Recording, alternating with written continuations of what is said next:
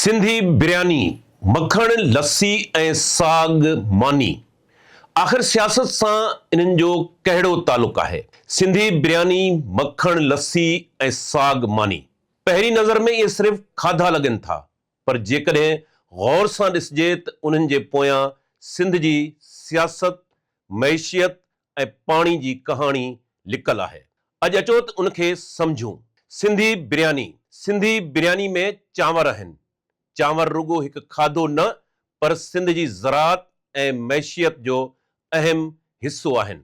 जेकॾहिं दरिया में पाणी घटिजी वञे त चांवरनि जी पोख मुतासिर थिए थी ऐं उन सां गॾु हज़ारे आबादगारनि जी रोज़ी बि।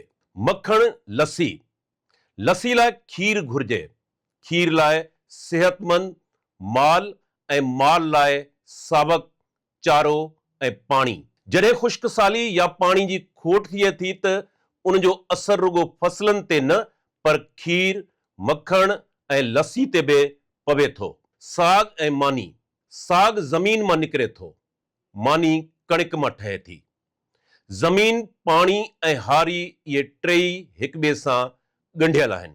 जेकॾहिं ज़रई पॉलिसियूं कमज़ोर हुजनि, पाणी जी विर्छ ते तकरार हुजनि या हारी खे मुनासिब सहूलतूं न मिलनि त इहे रवायती खाधा बि आहिस्ते आहिस्ते महांगा या नायाब थियण लॻनि था। तंहिं करे सवाल सिर्फ़ इहो नाहे त असां छा खाऊं था। असल सवाल इहो आहे त असांजे खाधे ताईं पाणी कीअं पहुचे थो। हारी खे मुनासिब अघु मिले थो या न। ज़रई पॉलिसियूं कंहिंजे हक़ में आहिनि।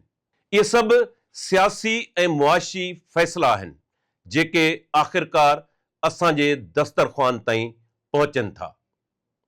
सिंधी बिरयानी, मखण, लस्सी ऐं साग मानी सिर्फ़ रवायती खाधा न आहिनि। इहे सिंध जी ज़राअत, पाणी, हारी ऐं मैशियत जी अलामत आहिनि। जॾहिं पाणी महफ़ूज़ हूंदो, हारी ख़ुशहाल हूंदो ऐं ज़मीन आबाद हूंदी, तॾहिं सिंध जो रवायती ज़ाइक़ो ऐं सक़ाफ़त बि ज़िंदा रहंदी। तंहिं करे हर दस्तरख़्वान जे पोयां सिर्फ़ बावरची न, पर हारी, दरिया ऐं पॉलिसियूं बि बीठल हूंदियूं आहिनि।